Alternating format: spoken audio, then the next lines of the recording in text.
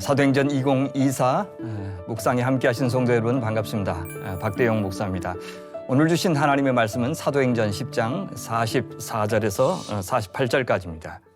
제가 봉독하겠습니다.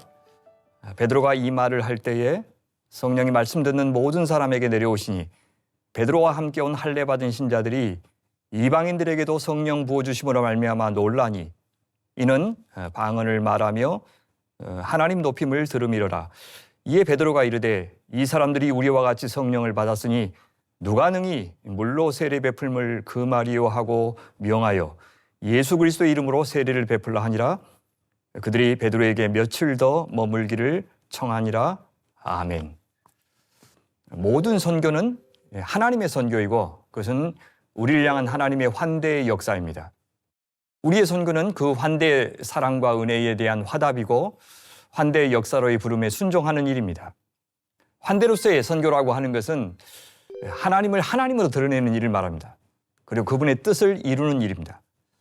하나님께서 창조하신 모든 곳에서 또 모든 시간에 그 영광과 존귀하심에 어울리게 우리 하나님을 대접하는 일이고, 마찬가지로 우리 주님께서 창조하신 생명들이 하나님께서 부여해 주신 그 가치에 어울리도록 존재하도록 우리가 관계하는 것이 바로 환대로서의 선교입니다.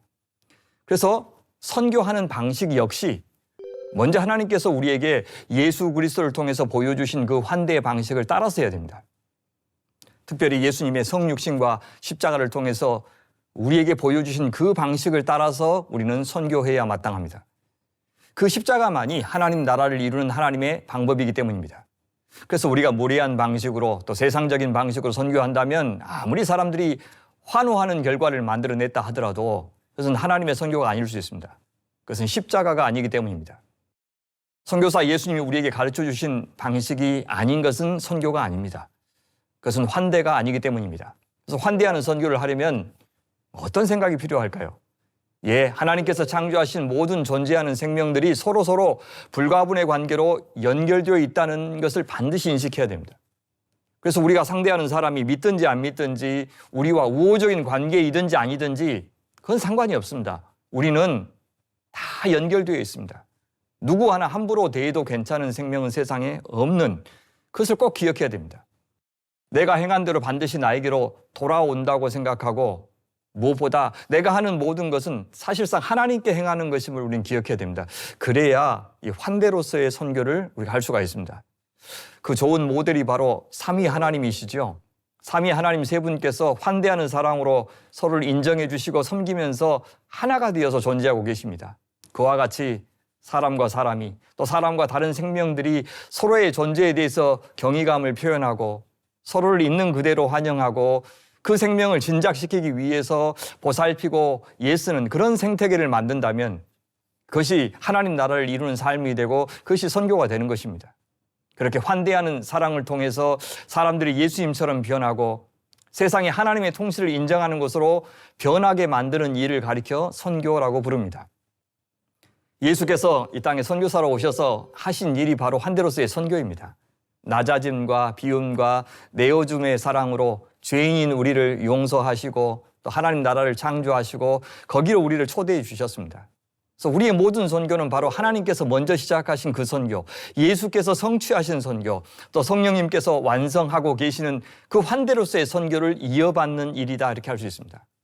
사도행전은요, 그래서 선교의 책임에서 동시에 환대의 책입니다. 복음을 통해서 죄인들을 용서하여서 주님의 나라로 부르되 예루살렘에서 시작해서 유대와 갈릴리와 사마리아와 팔레스틴의 모든 땅에서 부르시고 더 나아가서 땅끝까지 이르러 자기 백성을 불러서 환대하시는 역사를 사도행전이 바로 기록하고 있는 것입니다. 세상은 모든 사람을 경쟁자로 여기게 만들고 사랑하고 믿고 의지하는 것은 그건 순진한 사람들이나 하는 것이다, 그렇게 생각하게 만들고 있습니다. 그런 그들이 모르는 단어가 있는데 그것이 바로 환대라는 단어입니다. 그들은 우리가 늘 사랑받을 만한 자격이 있다는 것을 증명하라고 요구하죠. 우리가 쓸모 있을 때만 받아주고 그렇지 않으면 환대가 아니라 냉대하고 박대하고 학대합니다. 사람으로 취급하지 않습니다. 물건으로 취급해요. 그러나 하나님 나라는 달라야 합니다. 환대 공동체입니다.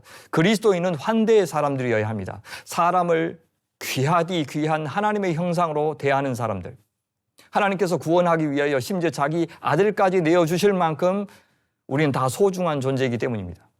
우리가 선교한다는 것은 바로 그 하나님의 시선으로 세상의 모든 생명들을 대한다는 뜻입니다. 우리가 먼저 부름받았다고 해서 너무 지나치게 높은 기준으로 남을 판단한다면 우리는 유대인들이 범했던 그 오만한 선민주의, 우월주의의 전철을 다시 밟는 것이 되고 말 겁니다. 선교를 가로막았던 그 서기관과 바리새인들의 위선을 범하게 될 겁니다. 이제 교회가 다시금 하나님의 긍휼과 자비를 얻는 길은 무엇일까요? 그래서 다시 부흥의 은총을 입는 길은 무엇일까요? 저는 가장 낮은 자리로 내려가서 우리가 받은 그 환대의 사랑을 이웃에게 베푸는 것이라고 생각합니다. 그 환대의 사랑이 나부터 살릴 겁니다. 우는 자들과 함께 울고 웃는 자들과 함께 웃는 것, 그 사람의 얼굴을 찾아주는 것, 그 사람이 있을 자리를 마련해 주는 것, 그 환대의 사랑, 그 환대의 심장을 회복하는 은총이 여러분과 여러분의 교회에게 있기를 간절히 축원합니다. 우리 같이 기도하겠습니다. 하나님 아버지, 있는 그대로 저희를 받아주시고 기다려주시고 또 새로운 백성으로 삼아주셔서 감사합니다. 하나님 나라에서 저희의 이름을 찾아주시고 있을 자리를 마련해 주신 것 감사합니다. 그 말로 할 수 없는 환대와 용서의 사랑을 이제 우리도 주님께서 보내신 곳에서 주님께서 붙여주신 사람들에게 베풀게 하여 주시옵소서. 그리하여 환대의 공동체로 주의 백성들이 다시 찾아오고 이 비정한 세상이 주님의 온기로 따스해지는 일에 주님 저희들을 아름답게 사용하여 주시옵소서. 우리 구주 예수님의 이름으로 기도하옵나이다. 아멘.